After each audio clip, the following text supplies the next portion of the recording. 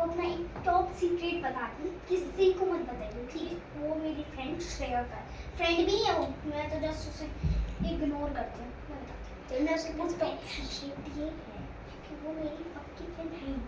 मैं अपना फ्रेंड तुझे मानती हूँ, मैं तो सिर्फ उसके पैसे लेती हूँ, उसके सामने सिर्फ हेल्प का बहाना करती हूँ, और फिर मेरा ऐश स्टार्ट, ठीक है? बताइए मत, एंड तू मेरी फर्स्ट बेस्ट फ्रेंड है, and I love you, and you are very valuable for me, ठीक है? क्यों पीछे तो गई कौन पीछे? ओ देखो क्या दिक्कत है मेरे से।